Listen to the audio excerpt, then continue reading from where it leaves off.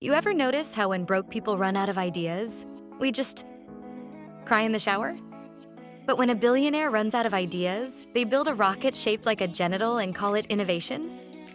Yeah, this is what happens when a billionaire runs out of ideas. Buckle up. Because when you're a billionaire and the money printer in your brain jams, you don't just sit there and meditate.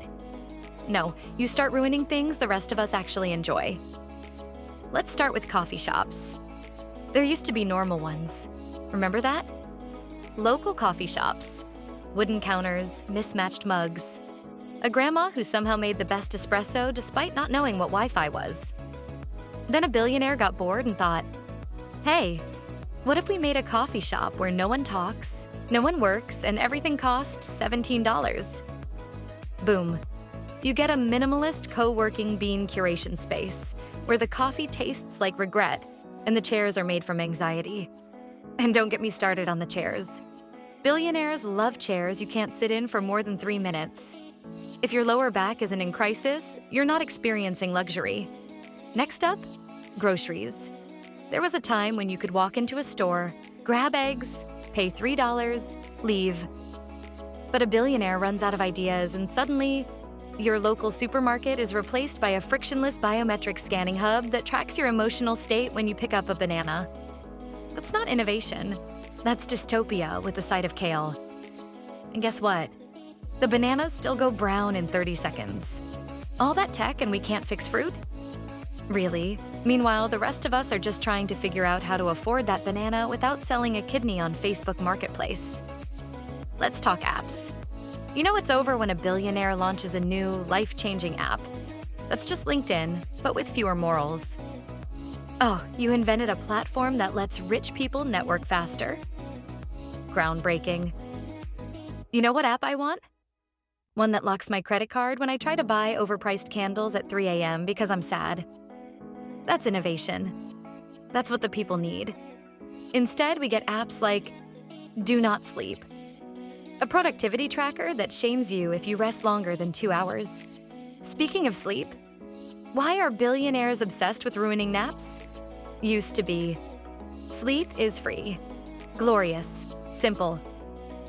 Now, you can't even lie down without being judged by some billionaire-funded sleep app that tells you your REM cycle is underperforming and maybe you should buy a $5,000 mattress engineered by former NASA engineers and Elon Musk's chiropractor.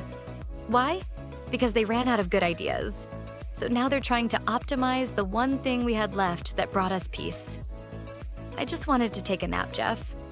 I didn't ask for a space-grade sleep ecosystem that comes with a terms of service agreement. Next victim? Work.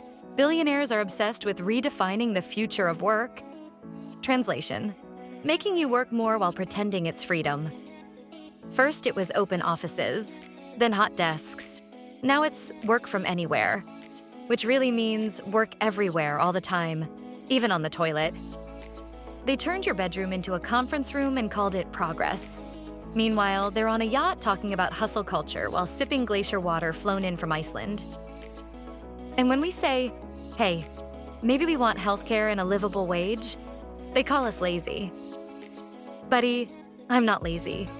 I'm just tired of pretending that grinding 12 hours a day to afford rent on a room the size of a closet is the dream. And here's where it gets really dark. Money itself. You'd think after hitting billionaire status, they'd chill, buy an island, learn to knit, get really into pottery or something. But no, they look at the stock market and think, not volatile enough. So what do? Invent fake money, crypto, NFTs, digital tulips, meme coins. All because someone with a net worth bigger than a small country got bored during brunch. Now your cousin who used to sell Avon is trying to convince you to invest in a picture of a pixelated duck that lives on the blockchain. Look, I love a good gamble. I play the lottery, I've eaten gas station sushi, but I draw the line at buying JPEGs for $12,000 because some guy in a turtleneck said it's the future. The only thing it's the future of is financial therapy. Let's not forget wellness. Oh boy. A billionaire runs out of ideas and suddenly your mental health is monetized. They slap a $399 sticker on a vibrating crystal and say it heals generational trauma. Meanwhile, your trauma came from a landlord raising rent 40% for vibes, or they sell you a monthly subscription to breathe. You know things are bad when you're paying $29.99 a month to do what your body already knows how to do, until capitalism told it to stop unless it's profitable. And the worst part? These wellness products always come in beige. Beige candles, beige packaging, beige branding. I miss color. I miss chaos. I miss when self-care was yelling into a pillow, not intention journaling with a pen made from recycled unicorn hair. But here's the scariest part. Failure doesn't apply to them. When regular people run out of ideas, we get evicted, fired, humiliated on LinkedIn by a dude named Brad with a grind set newsletter. When billionaires run out of ideas, they get a Forbes feature. They fail up so hard it defies physics. Oh, you lost $300 million on a crypto startup that promised to reinvent the wallet using cloud consciousness? No worries. Here's a TED Talk and another $2 billion in VC funding. I lose $8 at a vending machine and I'm filing a complaint with HR, which is also me. It's not just unrelatable, it's offensive. And don't get me started on philanthropy. You know, a billionaire's out of ideas when they suddenly discover giving, but not regular giving. Not like, hey, here's some food and shelter. No, it's always some vague, abstract foundation named after themselves, funding moonshot projects to end sadness. In 2050. Meanwhile, people are hungry now. It's giving, I want a tax break and good press, but I'm gonna make it sound like I'm saving the world. Call me when your donation comes with no strings and actual results. Until then, spare me the 12-minute documentary about how your yacht is now solar-powered. Now, let's talk space, because you knew we were going there. Nothing screams, I'm out of ideas, more than launching yourself into the void of space because Earth got too boring. Look, I get it. If I had $1 billion and a midlife crisis, I might also stare at the stars and think, what if I built a rocket? But here's the thing. While they're playing space cowboy with taxpayer-funded subsidies, we're down here calculating if we can afford both rent and groceries this month. Spoiler, we can't. And when they finally land, they go on TV and say things like, it really makes you appreciate Earth. Cool, so does being broke. I've been appreciating Earth, mostly from the bus stop. So what's the point of all this? It's simple. When billionaires run out of ideas, the world gets worse. Because they don't just stop creating. They start meddling. With food, with sleep, with the economy, with your sanity.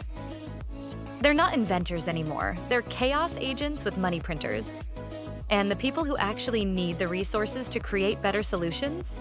The teachers, nurses, coders, caretakers, artists, community workers. We get ignored, undervalued, unfunded. Because innovation isn't about solving real problems anymore. It's about being first to market with a stupid idea wrapped in premium packaging and sold as genius. And we're the guinea pigs. We test the broken tech. We suffer the job disruptions. We live in the world where billionaires get to treat the economy like their personal beta test. Meanwhile, we're just trying to survive late-stage capitalism without accidentally subscribing to another payment plan that ruins our credit score. So what do? We remember this. Their imagination might be tired, but ours isn't. We're the ones building community from scratch, making money stretch like elastic, turning side hustles into lifelines, creating beauty out of burnout. We don't need billionaires to save us. We need them to step aside. Because the future isn't built by people with yachts and zero ideas. It's built by people with nothing to lose and everything to gain. People like us. So next time a billionaire announces a disruptive new solution that's just a worse version of something that already worked, laugh loudly. And then support the kid down the street who just built an app to help people find free groceries, or the single mom who turned her budgeting spreadsheet into a course that saved families thousands. Because that's real innovation. This is what happens when a billionaire runs out of ideas. But this is what happens when we don't.